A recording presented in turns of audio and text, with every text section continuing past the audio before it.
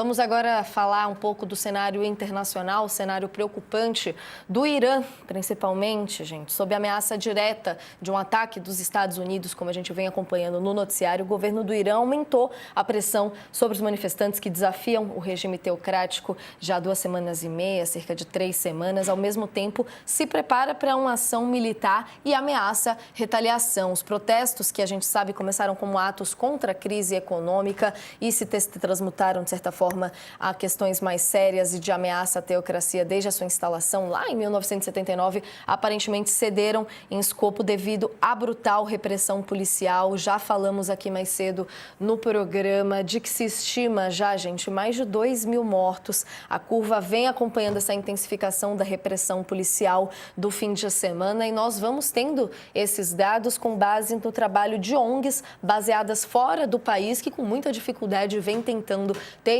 informações de lá, apesar de termos bloqueios da internet, uma série de ações que dificultam termos informações. Mas como bem lembrava a nossa entrevistada de ontem, iraniana, que com muita aflição tenta ter notícias das famílias, quando a gente tiver abertura total, de certa forma, da internet, vamos ter muitos relatos, muitas imagens, muitas questões que chocam o mundo. A gente vai trazer esses destaques ponta a ponta aqui na nossa conversa de agora, mas já vou recebendo o nosso convidado de honra de sempre, professor Leonardo Trevisan, já conectado com a gente, professor da ESPN, já aqui com a gente. Sempre um prazer te ouvir, professor, e ao invés de direcionar uma notícia só, queria aquela sua leitura geral, que sempre traz tanta clareza para a gente. Estamos há 14 dias de 2026, já temos praticamente uma nova ordem mundial operando, um ano com muita emoção. Queria uma ajuda sua para amarrar todas essas pontas aqui para iniciar a nossa conversa. Bom dia. Bom dia, Natália. Bom dia, Sakamoto. Bom dia a todos que nos escutam, né? Eu acho que é isso mesmo, né? É muita coisa, passou 14 dias, né? O ano começou de uma forma, assim, bastante demolidora da ordem anterior. É disso que nós estamos falando, né?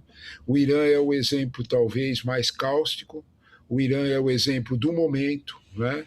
Em que você começa a colecionar mortos na esfera dos milhares. É esse o problema, né?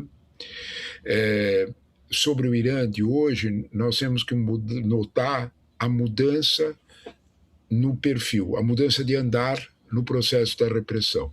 O que é que ela quer dizer, né? O Irã vinha convivendo com isso, com os protestos. O que é isso? É o protesto desde 28 de dezembro. A gente não pode esquecer, Natália, que esse protesto ele começou onde menos se esperava, né? Ele não começou na rua. Essa onda de protesto não começou entre a oposição ao regime. Começou no núcleo econômico mais sério. O Bazar de Teherã, o grande Bazar de Teherã, no domingo, como uma surpresa inédita, dia mais forte, amanheceu fechado. Os empresários fecharam o grande bazar. Era um sinal. O que eles queriam? Uma discussão sobre, principalmente, o valor do real, a moeda do Irã, em relação ao dólar, em relação ao renminbi, principalmente, e a inflação. A inflação no Irã, nos últimos 3 meses, saltou 40%, mais de 70% no ano. O Irã vive uma situação difícil, terrível, principalmente alimento. Então, quando estava posto o quadro. No dia seguinte, 29, o presidente do Banco Central caiu do Irã. E o presidente do país, né, o Massoud Pezeshkian, fez um discurso moderador. Vamos ouvir as reclamações, vamos fazer. Né? Não bastou. Aquilo funcionou que nem uma centelha. Né? E estamos agora nesse fato. O que é que mudou de 29 para cá? Quem fala pelo regime não é mais Pezeshkian. Quem fala pelo regime é a Guarda Revolucionária, que não só passou a reprimir, como recebeu autorização, vamos usar a palavra certa, dura demais, para tirar na cabeça. Né? Os médicos, uma matéria do Guardian de hoje, sobre um hospital em Teherã, é dramática. Convido qualquer um para ler. É dramática. Né? A matéria mostra a quantidade de jovens que vão ficar cegos, que receberam um tiro nos olhos. Né? Então, essa condição, essa escalada, ela tem um sentido. O regime tem bala na agulha. No caso aí é literal, viu? O regime tem mesmo bala na agulha. A gente tem que olhar que ele pode não só pôr a repressão na rua, como ele tem discurso. Se o Trump atacar o Irã, que é o que nós estamos vendo no discurso de hoje, pode ser com um bombardeio, uma coisa assim, vai colar mais ainda. Vai ser mais patriota o discurso do governo. Se alguém tem alguma dúvida disso, presta atenção no que a Arábia Saudita, o Catar, Omã pediram aos Estados Unidos. Não te mete, não faz. Porque isso só vai solidificar o regime xiita. Aliás, a Arábia Saudita avisou os Estados Unidos que não vai emprestar seu espaço aéreo. Vocês vão fazer por outro lado, nós não queremos isso. Isso é um sinal da tensão. Né? Isso é um sinal de o quanto, de alguma forma, o Irã está representando um pouco desse novo xadrez geopolítico. Porque, Natália, não deu tempo de falar dela, a China está só olhando, Natália. Ela tem interesses fortíssimos no Irã. Não nos esqueçamos disso. O senhor levantou muitos pontos importantes, inclusive queria reforçar o convite para lerem a reportagem do The Guardian, trazendo só um pouquinho mais aqui do que o professor trouxe. A reportagem traz relatos médicos indicando que as forças de segurança vêm mirando deliberadamente nos olhos e na cabeça de manifestantes. Só em um hospital de Teherã já se tem o registro de mais de 400 ferimentos oculares provocados por disparos que foram documentados, muitos deles resultando então na cegueira que o professor traz aqui. Acho que só de falar já me arrepio, professor. Não tem como. Mas trazendo...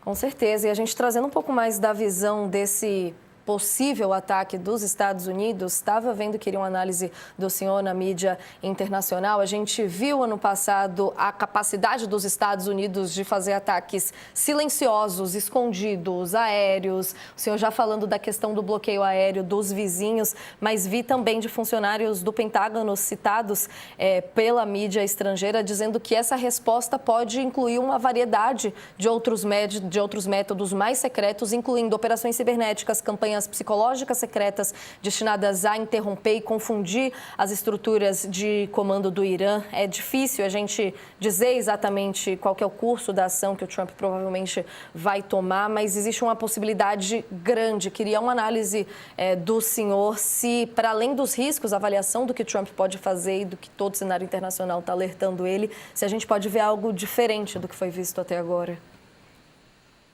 Com certeza. Essa tua observação é muito interessante, Natália. Né? Quando a gente olha, o Sakamoto tem insistido nisso. Né? Quando a gente olha para o poder americano, a gente tem que observar que esse poder americano está acompanhando uma evolução tecnológica, isso é indiscutível. Né? Observe que esse poder americano já foi experimentado no Irã, através de Israel. Né? Quando você fala Israel, tem um forte apoio americano. Israel hoje é dona dos céus de Irã, dos céus de Teherã. Né? E é por esse método, né? Ataques cibernéticos e tudo mais. Porém, né? Os ataques, o quadro mudou do que era a Guerra dos 12 Dias. Para a gente ter uma ideia de que um ataque hoje no Irã pode produzir 2 cenários que são absolutamente preocupantes. Para a gente ter uma ideia do que nós estamos falando, o Irã não tem poder de fogo. Tem sim. O Irã tem. Não é o mesmo que ele usou com Israel, que ele não queria cutucar a onça com vara curta. Não interessava naquele momento para a China que o Irã avançasse. A China segurou o Irã. Agora é diferente. Tanto é diferente que as bases aéreas... Olha, presta bastante atenção nisso, amigos. As bases militares dos Estados Unidos, poderosas no Catar e em Omã, estão fazendo, já desde ontem, aquilo que eles chamam de evacuação ordenada. Eles estão tirando os militares de lá e as famílias de americanos. porque eles sabem que a possibilidade de um estrago grave dos mísseis iranianos é real. Esse é o primeiro risco, Natália. Primeiro risco. Tem um segundo risco que é muito maior. E se você quiser saber, atinge a nós, eu, você, o Sakamoto e todo mundo, e a torcida do Flamengo inteira. Né? Se o Irã afundar, acho que um super petroleiro, mais 2 bastam. Ele fecha a passagem de Hormuz. A passagem de Hormuz é o estreito no Golfo Pérsico por onde sai todo o petróleo. Olha, presta bem atenção. Não é o petróleo iraniano, por ali passa o petróleo da Arábia Saudita, o petróleo de Omã, o petróleo dos Emirados Árabes Unidos. É mais ou menos de 20% a 25% da oferta de petróleo no mundo. Se o estreito de Hormuz fechar, nós não vamos ver o petróleo subir 5%, como ele subiu agora da semana passada para cá. É o imponderável, pode ir ao dobro. Nós estamos imaginando isso num contexto em que o mundo precisa de alguma ordem econômica, porque ele vai enfrentar eleições brutais, incluindo a do Trump, de novembro. Petróleo disparando, inflação solta. Então, portanto, quando a gente fala que o Irã está desarmado frente a essa situação, o quadro é diferente. E talvez hoje interesse para a China dar um aviso aos Estados Unidos que o Oriente Médio, ela também pode fazer arte ali. Ela também pode dar conselhos bem pesados. Nós estamos vendo o xadrez geopolítico novo das 2 superpotências, fim do multilateralismo, Europa fora, Japão fora, Coreia fora, é só China e Estados Unidos. Nós estamos vendo eles acertarem algumas partes do mundo em que ainda eles não tinham dividido. Porque nesse xadrez, uma parte ficou, Europa Ocidental e as Américas ficou para os Estados Unidos. A Ásia inteira ficou para a China. Mas o Oriente Médio está em discussão. E o Irã está recebendo um sim da China, presta bem atenção nisso, porque isso é real, para resistir. A Guarda Revolucionária não começou a atirar de graça. A Guarda Revolucionária começou a atirar porque alguém deu ordem. E esse alguém pode ser num sentido de confrontar diretamente a hegemonia americana. Zonas de influência que vocês tanto explicaram para a gente aqui, o Irã estava ali indefinido, mas está tomando esse rumo, né, professor? É muito interessante. Queria até ouvir o Sakamoto também um pouco especificamente sobre a situação de Donald Trump, Sakamoto, porque estamos vendo toda essa situação complexa, todos esses alertas, mas as manifestações ele continua estimulando, inclusive prometendo uma certa ajuda que é capaz de dar? Antes de mais nada, bom dia, professor Trevisan. Bom dia, Sakamoto. Prazer ter o senhor aqui com a gente de novo, sempre um prazer. Né? O professor Trevisan é dos meus, assim... Conversa, Sakamoto. O senhor é dos meus, tá para comentar já há um tempo, né? A quantidade de livros que o senhor tem é que nem eu fico procurando já lugar para enfiar livro, se não cabe mais. Vai colocando, mas vai entrar. A quantidade de livros que eu tenho... E um quadrúpede, eu tenho um cachorro que não pode me ouvir falar, que ele vem perto. Vocês já imaginaram o barulho que ia sair se eu deixar meu cachorro chegar aqui perto, meu vira-lata chegar aqui? Ia refletir um pouco o caos do mundo do momento, né, professor? Professor, é que o senhor não viu, tipo, a gente tem colunista aqui que tem galo, né? Fala a verdade, né? Durante o fim de semana eu escuto o galo do estúdio, professor. É um luxo esse programa. Mas galo com nome de filósofo, diga-se de passagem. Mas... eu concordo bem, assim, eu voto com o relator com relação ao que o professor Trevisan falou, né, com relação à questão da situação do Irã e dos Estados Unidos. Né? Eu até tinha escrito mais cedo também uma coluna, né, falando o seguinte, que o Irã, é claro, né, a gente tem uma quantidade de fontes que estão trazendo informações, não dá para negar, há um massacre por conta de forças de segurança, estão atirando para matar, né, não tenha dúvida nenhuma, o que acontece, só que, contudo, para você pensar em mudança de regime, acho que o professor já falou aqui antes, outras pessoas já falaram aqui antes, uma revolução. Primeiro que uma revolta vira revolução quando você tem lideranças claras puxando para um caminho. Né? Então, e você não tem uma revolta, e você não tem uma revolução porque você não tem essas lideranças. Você tem o neto lá do Shah no exílio, puxando para si, chamando para a monarquia, sendo que a maior parte das pessoas que estão lá no meio não estão pensando em voltar à monarquia. Até porque a monarquia iraniana pré-79 é corrupta por um diabo, na verdade, né? Era super complicado. Depois você tem o quê? Você tem o pessoal puxando isso com insatisfação econômica pesada. Me lembra muito a Indonésia de 98, naquela crise do arroz, do negócio que o Suharto caiu. Mas a Indonésia é diferente do Irã.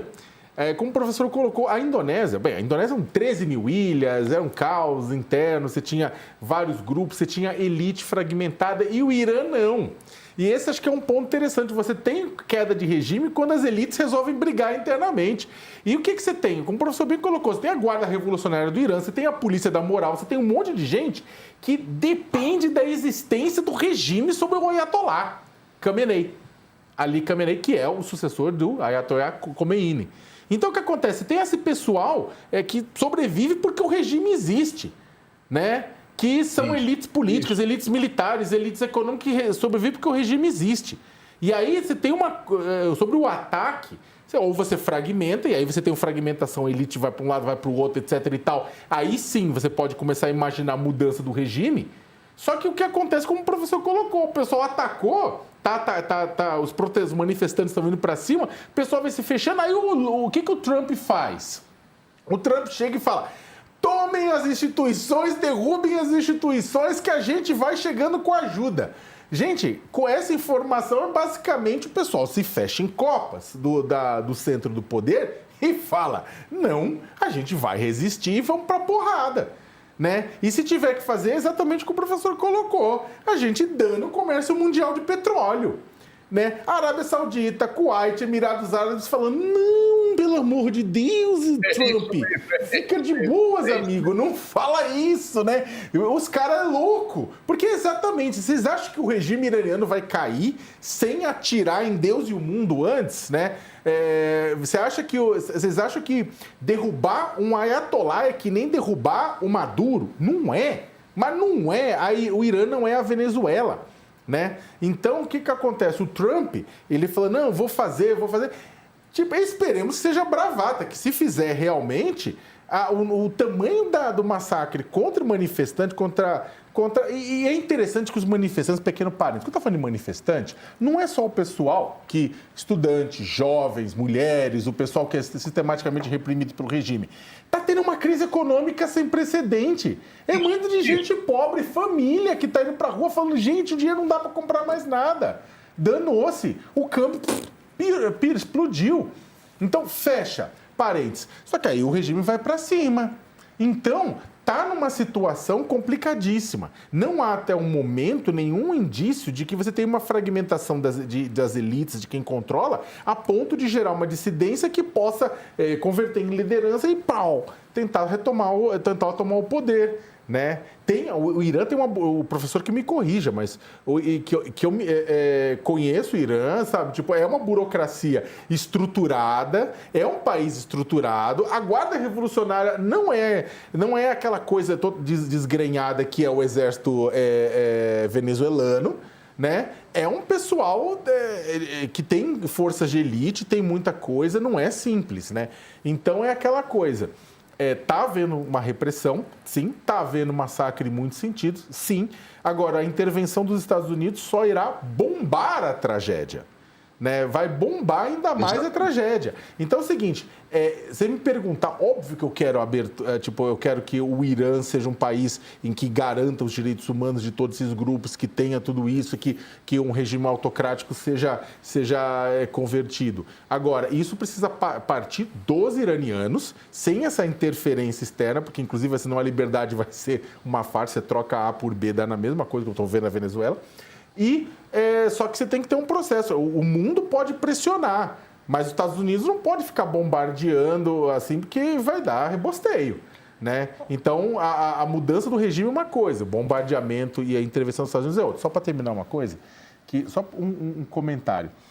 A tendência, e aí só para não sei se o professor Leonardo vai concordar comigo, mas tem uma tendência, Nath, nos últimos dias que eu estou vendo do Irã, que é o seguinte, tudo vira fla-flu na internet, né? Tudo vira fla-flu, mas é inacreditável como vira fla-flu na internet. E aí, se você faz uma crítica que nem eu estou fazendo agora, que o professor está fazendo agora, que fala A, B, C, D, E, coloca tudo na mesa, você vira um alvo a ser caçado por um lado ou por outro. Por quê? Peraí, você está defendendo os Estados Unidos. Peraí, você está defendendo o Irã. E se você critica os dois lados, você não pode fazer isso. Porque você precisa ter um lado. Gente, vocês têm problemas. E aí, você mas onde você viu isso? Que eu estava vendo, conversando, inclusive, com ex-alunos, etc e tal. E uma pessoa me perguntou, Sakamoto, mas qual é o seu lado? Eu falei, eu prefiro o perfil. Assim, o lado eu queria perguntar para vocês, né? Se a gente teria uma terceira via aqui nessa discussão. Essa discussão, porque é o seguinte, você tem críticas ao comportamento imperialista dos Estados Unidos, óbvio, e você tem críticas ao comportamento autocrático do Irã. Sabe? E você tem críticas ao comportamento dos vizinhos, tem crítica ao mundo inteiro que está vendo o Oriente Médio se lascar em Gaza, no Irã, em um monte de lugar e não está nem aí. Sobra crítica para todo mundo. Só que fazer isso hoje em dia é ruim, porque quem é formado em relações internacionais pela Universidade do WhatsApp não aceita esse tipo de coisa. Interesses por todo lado, né, professor? Eu queria te ouvir na linha dessa provocação do Sakamoto. Olha, Brincamos aqui com a ideia de terceira via, mas no cenário internacional, quando a gente vê o debate de direito internacional, de intervenções ou não de fora, falam-se de que só se justificam em situações de carnificina e questões do gênero que não é o interesse do Trump em si com a população ali diretamente. A gente vê no cenário internacional também a Alemanha criticando, dizendo que o regime está com os dias contados, outros países europeus chamando embaixadores para conversar. O que poderia vir do cenário internacional de relevante e respeitoso que possa trazer alguma resposta para essa situação tão calamitosa por lá? O que a gente pode ter além desse fla-flu que o Sakamoto trouxe para a gente? Olha, a primeira coisa que eu queria deixar bem claro é a minha concordância absoluta com o recado do Sakamoto. O recado do Sakamoto é básico. O Irã não é a Venezuela. O Irã não é a Nigéria. São coisas diferentes, muito diferentes, né? Sakamoto, você não tem ideia do quanto eu endosso, assino embaixo, saio de bandeirinha atrás dessa história de que eu tenho o direito de criticar os dois lados. É evidente. Olha, sobre o Irã, por exemplo, se passou alguma imagem que tem defeito, Deus que me perdoe, né? O Irã tem uma clareza muito grande em dominar ambições de mudança, seja elas menores possíveis. Natália, a condição da mulher no Irã é algo absurdo, né? Então, quando a gente olha para esse quadro, mas, porém, né, é o que disse o Sakamoto, o regime tem força. O regime tem força. Sakamoto, você deve ter visto como eu, que eu botei a mão na cabeça, os quilômetros de gente, várias emissoras internacionais transmitiram, os quilômetros de gente no comício de apoio ao governo, motivado pelas declarações do Trump. O Trump levou um monte de iraniano para a rua a favor do governo. Olha que loucura!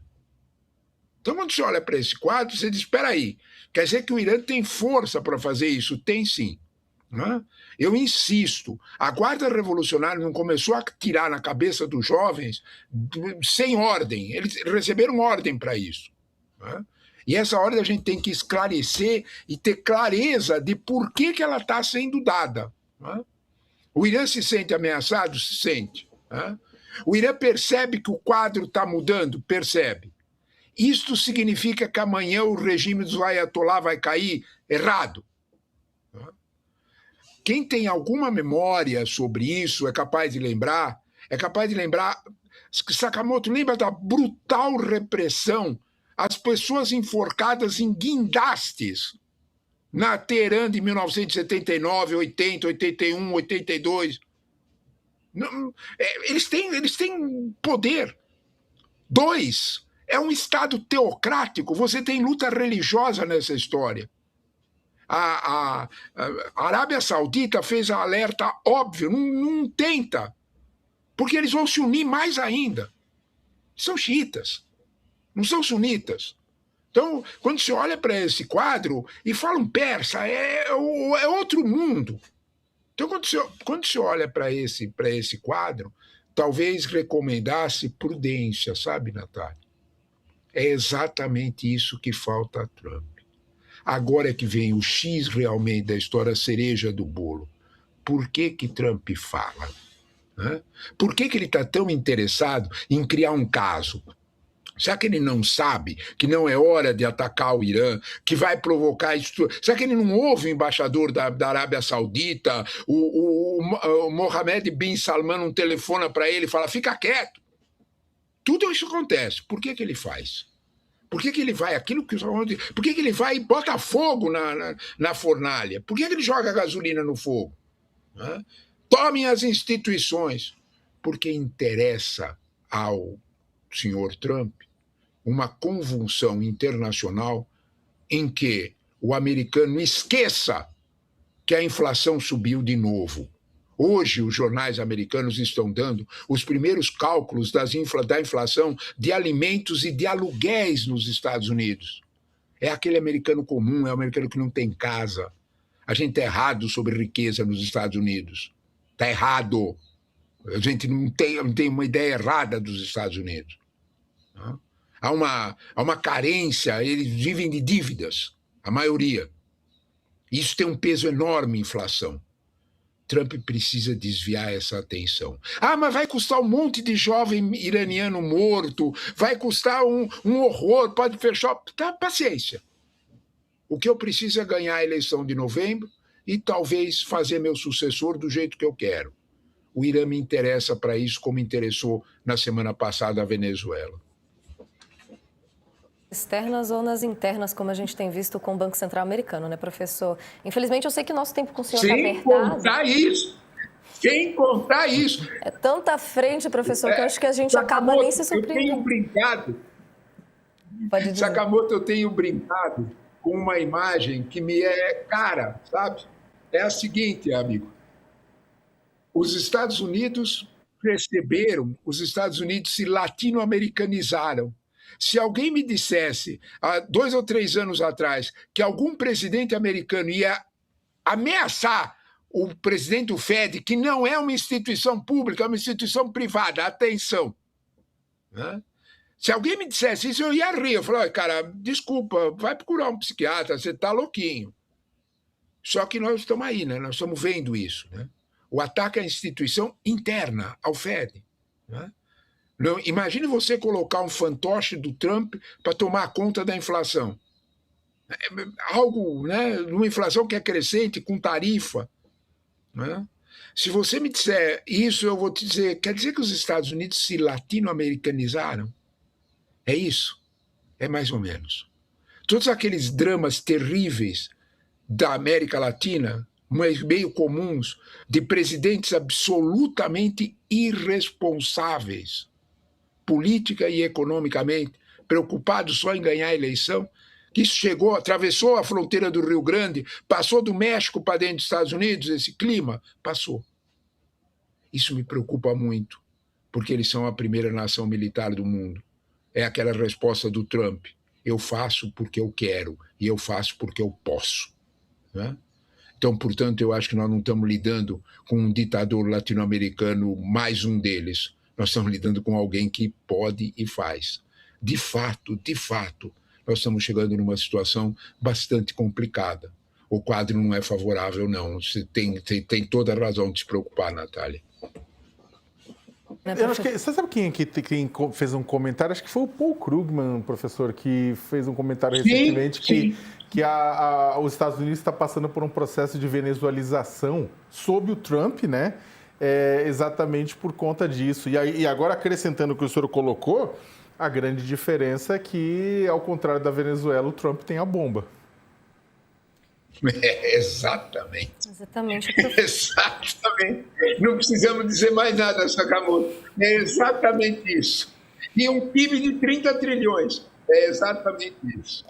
Isso, professor. Infelizmente, eu sei que o nosso tempo com o senhor é apertado. Eu só queria não deixar de abordar também Groenlândia, a gente falando aqui de tantos interesses e dessa personalidade de Donald Trump. E uma das últimas notícias que temos em torno do tema é que o governo da Groenlândia anunciou que a presença militar foi reforçada na ilha e seus arredores, em estreita colaboração com os aliados da OTAN, que, diga-se de passagem, tem Estados Unidos também, por isso a gravidade das ameaças de Trump dentro dela. Nesse comunicado divulgado em parceria com a Dinamarca, foi divulgado pouco depois, justamente, de Trump questionar a capacidade dos países europeus de impedi-lo de tomar o controle do território que pertence ao governo dinamarquês. Comunicado dizendo, então, aqui abre aspas, as Forças Armadas dinamarquesas continuam com exercícios na Groenlândia. A partir de hoje vai ter uma presença militar aumentada na região e seus arredores, em estreita cooperação com o OTAN, com o objetivo de treinar a capacidade de operar sob as condições únicas do Ártico e fortalecer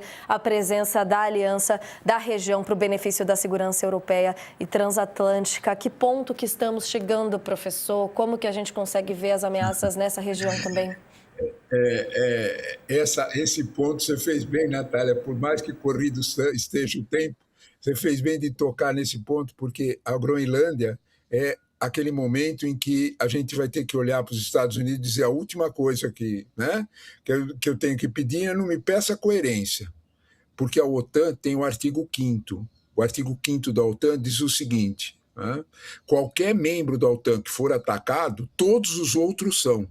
A Groenlândia pertence à Dinamarca, que é um membro da OTAN. Se os Estados Unidos atacarem, todos os outros teriam que se defender. Olha que situação maluca. A OTAN, que é a Organização do Tratado Atlântico Norte, que é para defender contra a ameaça russa, contra a ameaça... Vai se defender da ameaça americana. Esfacelou a OTAN. A OTAN perde sentido. Ela não tem mais como você entender que a OTAN segue depois da Dinamarca fazer isso. Né? Depois da Dinamarca ser obrigada a se defender dos Estados Unidos. E o restante dos países europeus fazer uma ameaça, Natália. A ameaça é desde sexta-feira, né? Passada. A Itália, a Espanha, Inglaterra, França e Reino Unido se solidificaram garantindo à Groenlândia que, se ela for atacada pelos Estados Unidos, uma das respostas será o pedido que os Estados Unidos retirem as bases militares na Europa. Opa! Como é que é? Então, isso dá bem a ideia da tensão, né? Isso dá bem a ideia de o quanto nós estamos brincando com fogo em pleno território do hemisfério ocidental, do mais rico do hemisfério ocidental.